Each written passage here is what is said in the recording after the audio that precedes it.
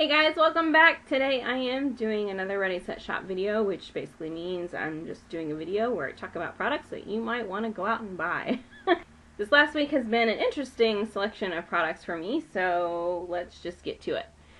First off, I started the week off with this Essence of Beauty Japanese Garden Fine Fragrance Body Mist. The scent is Japanese Garden.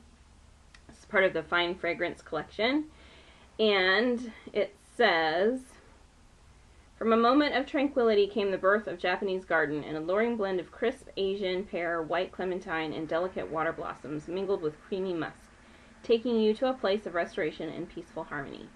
I really like this and have gotten compliments on this. It's, it's a body spray. It's one that's not so strong. You can kind of spray this all over and go, and you don't have to worry about choking somebody out for the next few hours.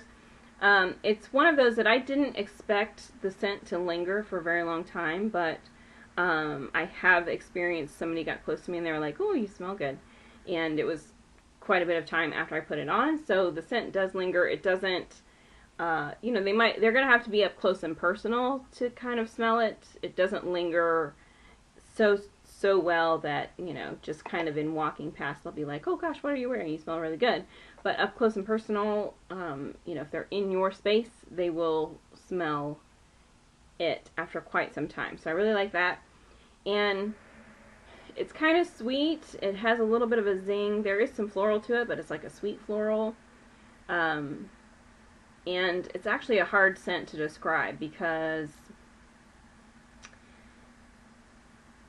I think it's the clementine and the water blossoms that makes it that way, because Asian pear you would normally think of as sweet and fruity, and I wouldn't describe this as those two things. There is a little bit of fruitiness to it, but the floral side kind of changes that up some, but the floral is a floral that I am enjoying, so, that's surprising. And the creamy musk, it's not your typical musk, so if you're somebody who doesn't like musks normally, don't let that put you off. This does not smell anything like what we normally think of as a musk type perfume.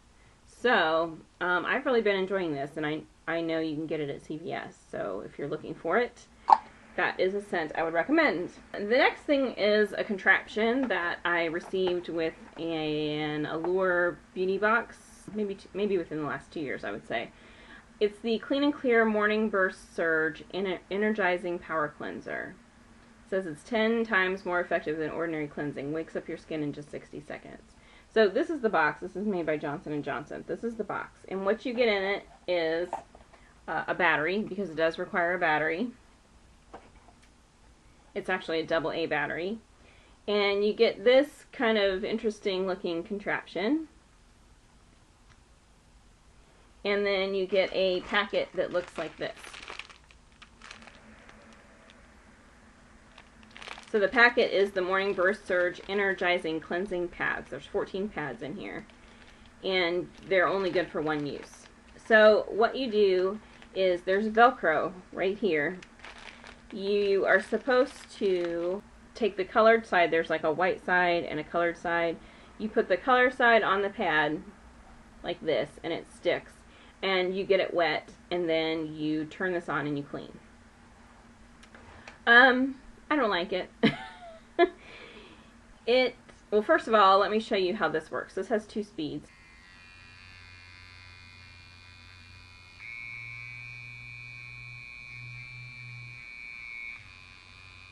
Okay. This is just basically like a vibrator, like vibration.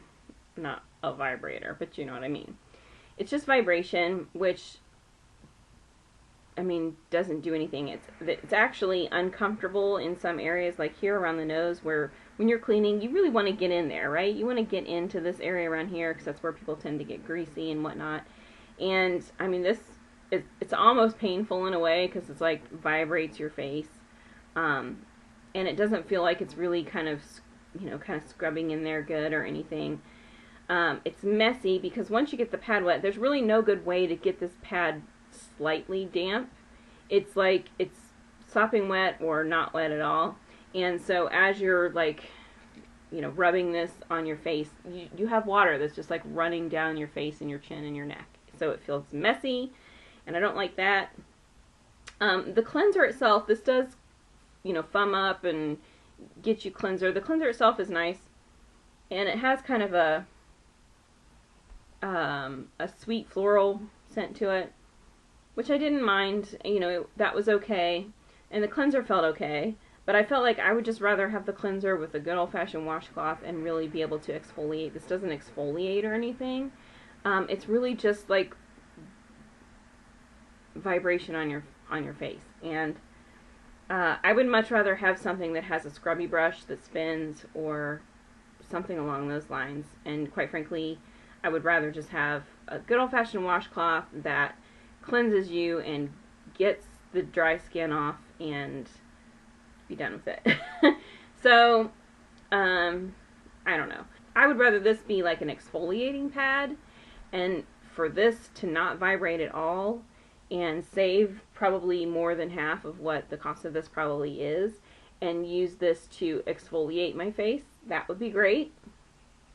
But just as the cleanser, it doesn't really work. And because this is Velcro, when you take this off, it leaves all kinds of fuzz on here, which I found to be kind of irritating. So this really is kind of a miss for me. Seems like a neat idea. There's ways that I would totally change it and tweak it, get rid of the batteries, make this an exfoliating pad and whatnot. But yeah, this is one of those gimmicks that is just that. It's a gimmick. While I'm in a grumpy mood about that, let me go on to something that makes me puts me in an even grumpier mood. I am trying the Schick Hydro Silk razor. It's one of those razors that has like 5 razor blades in the razor head.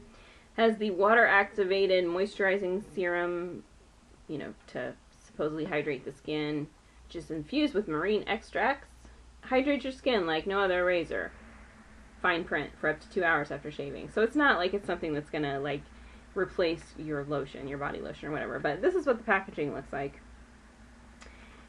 And this is what the razor looks like. Ooh. It's wet. I just took it out of my shower. Are you ready for the mini rant here? Women's razors suck. They're just crap. They just are. Plain and simple. For a lot of reasons. So the little hydrating bar thing, I mean, that's fine. Those don't bother me. Sometimes they work, sometimes they don't.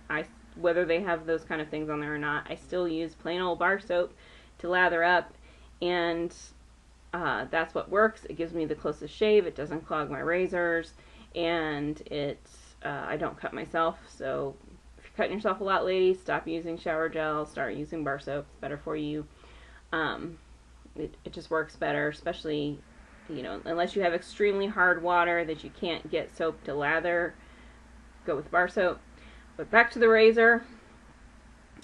First of all, we don't need 5 razor blades that are all stacked one on top of each other, because the only thing that does is clog the razor, because, you know, the hair just gets trapped in there and it can't come out, and then you just, you know, you spend all of your time trying to clean the razor out so that you can do another shave, and I hate that. Next, I don't know if you'll be able to see, but do you see how high the sides are here in comparison to where the blades are?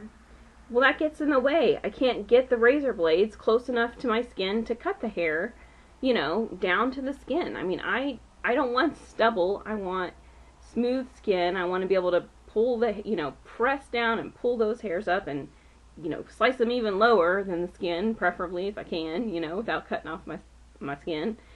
And it's kind of curved. I don't know if you'll be able to see. There's kind of a curve to this, which makes it even harder to get the razor blades to the skin, because my body is not shaped like that. There are a few places here and there where it fits that way, but the majority of the time I'm trying to press that closer and closer to my skin to get it to cut anything, because my body doesn't have a curve like that. You know, thirdly, I don't need these big fat handles. They just get in the way. I am not a toddler. I don't need, you know, extra stuff to hold on to. I can hold on to a nice tiny thing. You know, this is big and bulky. It takes a lot of space. It's awkward to shave with. It gets in the way, and I just don't like it. The blades themselves are sharp. They cut, you know, they cut pretty well, minus the placement of them and how close they are together and the fact that they clog up.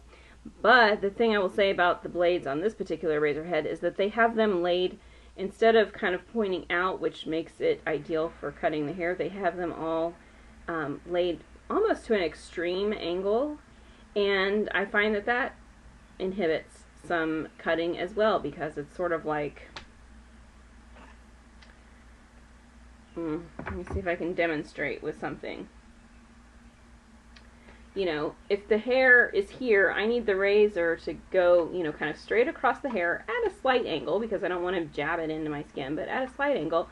But when it's like this, it can't, you know, it's not effective like this. It's effective a little more like this. So that's another thing about this that I don't particularly like. You can get by with this. It will, you know, it kind of cuts the hair, and it, you know, it kind of works, but I would rather use a men's razor, a disposable razor, a single bladed razor, I mean, pretty much anything else than women's razors, because they're all junk. And I don't know why, number one, I don't know why we keep buying them. This one was actually sent to me, so I didn't buy it. I don't know why women buy them. You know, there's a reason why we steal men's razors or take our husband's razors or whatever. I mean, I would much rather just use a cheap disposable razor that works really well for a bit of time than one that never really quite works all of the time. So, whew, there's my rant. Feel better. Got it out of my system. And now we're ready to move on. Alright, makeup items. I use the L'Oreal True Match Super Blendable Makeup with SPF 17 sunscreen. It says it's oil-free, all-day wear. And this is one of the neutral colors. And so the color is Classic Ivory, which is N2. Now this is way too light for me right now, but you guys know me, I can make any shade of anything work. Foundation color, concealer color, pretty much irrelevant. I can do something with it. So it's a little too light for me right now, but no biggie. I think this is a great starter makeup, like a starter foundation, for somebody who doesn't wear foundation very often, or, you know, I don't know, doesn't like it, or is not a big makeup person at all. This is a great starter foundation. It's light to medium coverage. You could probably build it up to a decent medium coverage. But it is pretty good about evening out your skin tone. It just doesn't necessarily completely cover things. I will say that I had a little teeny dry patch. There is a possibility that it clings to dry things or would make dry patches kind of visibly stand out a little bit. But I have a lot of problem with that in the wintertime. I don't have as much trouble with that in the summertime, so I'm not quite sure. I just had one little spot that it kind of was clinging to, and I thought, yeah, I could see where that could maybe be a problem, you know, if somebody has a lot of dry skin, or like me in the wintertime where you have a lot of dry skin, that could be an issue. But it's a nice light foundation. What I really like is it feels really light on the face. It does have a little bit of a silicone-y feel to it, just a little bit. It almost sort of feels like somebody put a few drops of primer in it or something, and so it kind of, you know, glides over the skin nicely. But, you know, that's what you need. I mean, a foundation that has silicone in it, and I can't read the ingredients. The ingredients are just really hard to read because they're white on light, and yeah, it's just hard to read. So I don't know for sure whether there's silicones in it or not, but if I had to guess, I would think that there probably is. You know, a lot of people feel a certain way about silicone. I happen to think that products that have silicone in it work the best, and that's what gives it that sort of smooth finish. That's what kind of fills in the lines and wrinkles and the pores. It's what gives you that, you know, that softness and that good base that other makeup goes on top of nicely. You know, that allows other makeup to not muck together with your foundation, but to glide over top of it and have its own presence, you know, that sort of thing. And so I really like the way that it applies. It feels good on the face.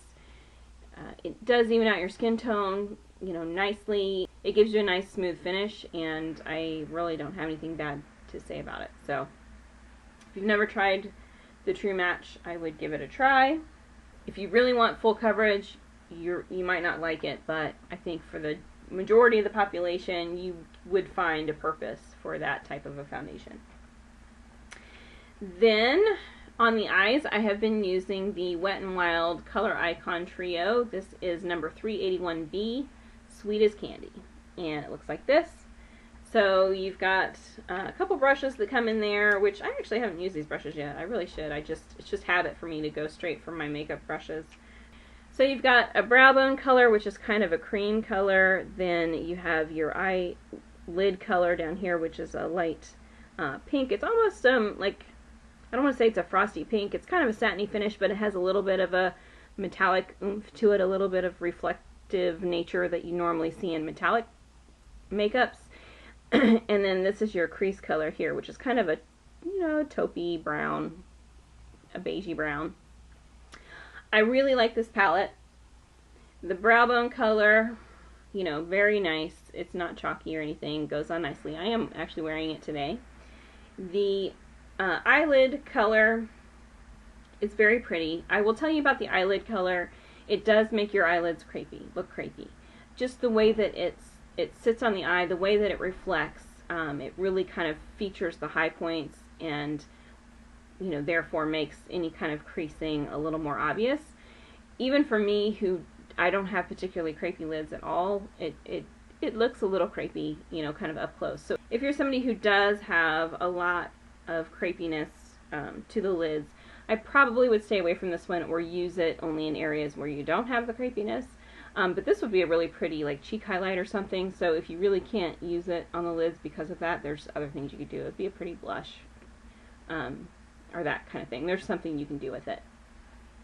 The crease color is gorgeous. I really like this crease color.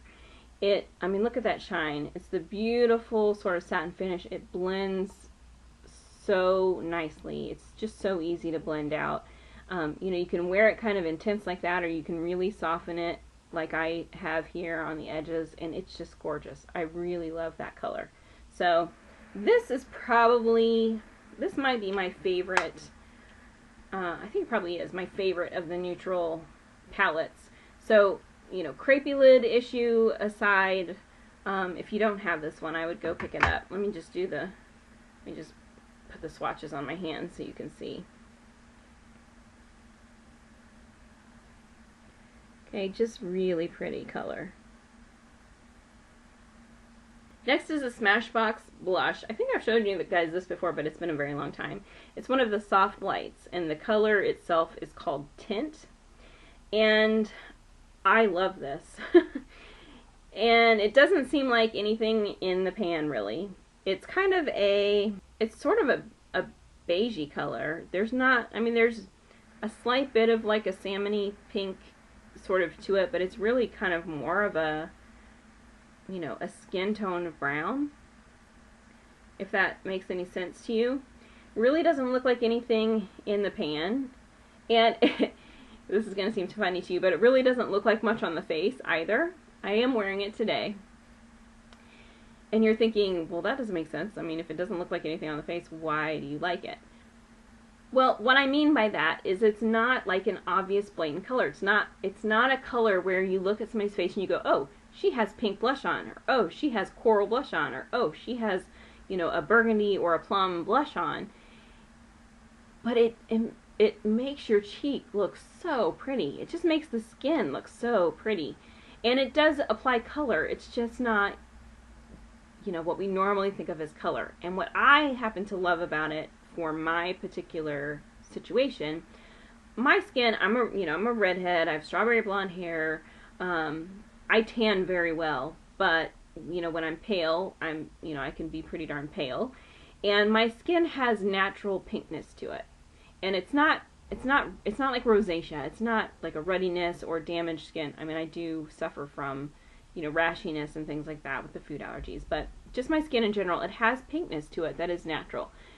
And, you know, you can kind of see sort of the area where I have this natural pinkness. And, I mean, I have it everywhere, but there are some places where you can really see it. And a lot of times for me, blush is almost, it's kind of hard to describe, but the places where you naturally place blush, that's all well and good, except for that I have my own natural pinkness that kind of goes outside of those lines, and so it's just kind of always there. And this actually tones that down and almost gets rid of that. And interestingly enough, you know, if I put it on like I would a regular blush, but I leave, you know, this area, like I kind of focus like from here back and kind of closer to where I would be contouring. I do contour with bronzer, but if I focus on that area, then my natural pinkness sort of becomes my healthy natural blush color. And it's just the perfect thing for me. It just works perfectly. And even if you don't have pinkness to your skin, I think you will see where this just really makes the skin look so good. And then if you put a highlight over top of it, I mean, piece de resistance, right? Gorgeous. Or if you then decided to take a little bit of color, like maybe a light pink, or, you know, a light peachy color, or a light plummy color, or whatever, to just ice it up a little bit, oh my gosh, that would be gorgeous. I love this. So don't pass this by because it doesn't look like much, and don't disregard it because it doesn't seem like color on the cheeks. It's really gorgeous, and I love it. Love it. I love this. I love this. And lastly is a product I've shown you guys before. I showed it to you, you know, pretty close to when I actually got it. It's one of these Maybelline doohickeys that doesn't have the name on it. You know, that looks like a lipstick but is really a lip gloss. And I told you guys they have tons of colors, and I just picked this color because it was just so pretty. And it was, you know, when I'm looking at the display of all the gorgeous colors, this one was just like, me, you like me the best. Get me, I'm the one. And so I did. I got it, and I hated it. I'm wearing it today. There are still some downsides to it. One is that when you apply it, it applies kind of gloppy, like gloppy and streaky. And you really have to kind of like work it out and spread it around to get it right. It stays on your lips a pretty long time. It's not like your normal long wearing lip gloss. It has a tackiness to it. It's not a long wearing lip gloss kind of tacky, but it's still there. It does kind of dry to your lips a little bit. It's a little bit hard for me to explain, but it feels really good when you first put it on. It kind of like slippery, and then it does kind of just dry down a little bit. So I don't know that it necessarily makes my lips feel dry, but you know, the gloss kind of dries down. It doesn't have that slippery feeling for a super long amount of time. My applicator was super duper bent, so I unbent it. They are all kind of angled like this. Don't really like the applicator because the lip gloss is kind of gloppy. The applicator just makes that even worse because it's got little, I don't know if you'll be able to tell, it's got little ridges to it, and that just exaggerates the gloppiness and makes it even more streaky, so I'm not a fan of the applicator. When I first got it, this smelled awful. I mean, it was horrible. It was like I stuck my head into a bucket full of chemicals, like really bad. That has gone away, and now I can tell that the lip gloss actually does have a fragrance to it, which you couldn't smell at all at first. It's kind of a sweet candy sort of smell, kind of in between, I don't know, kind of a sugary candy smell, which is okay, and I'm glad that that nastiness went away, because that was really, it was bad. It's the worst fragrance I've had with a lip product in a very long time. So that went away. It also had a very awful taste to it, like really bad. And I don't know if that was part of the chemicaliness that has since gone away. What I can tell you is there is no way, not on your life, am I going to stick my tongue anywhere near my lips right now to see if it's gone away, because it was that bad. It tasted awful. So maybe it doesn't taste awful for forever. I'm not gonna find out. My tongue is not getting anywhere near my lips with this on it, because it was really bad. But what I can say is that I do like it a lot better than I did at first. I gave this a scathing review at first. It is not that bad. Now, I'm still not going to tell you to run out and get it. Oh, I forgot to tell you what color I have. This is Breathtaking Apricot, number 005. Oh, it's the Elixir. Color Sensational. Yeah, Color Sensational, the Elixir. You can almost see it. So, I'm not going to tell you to run right out and buy them. I have seen some people that have like other colors that seem like they really do apply quite a bit of color to the lips. This one gives you a hint of color, but it's not, you know, it's not like one of the Revlon lip butters or something. You know, it's not going to completely coat the lips. I have seen some that seem like they had pretty decent pigmentation, but these are kind of pricey, I think, for drugstore products. So I would say if you're going to try them on sale. At least get a buy one get one deal or something, or use a coupon or something. Because it's not a product I'm going to tell you to run right out and get. But I do want to say that it's not as horrible as I don't feel as horribly about it as I did when I first got it. So it's grown on me a little bit. All right, so there is my week in review, so to speak. If you have any questions about the products, or if there's anything that I didn't cover that you'd like to know, then comment down in the comment section below.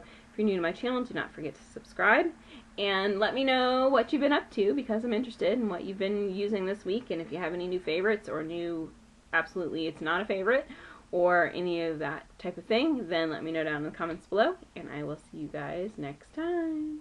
Bye!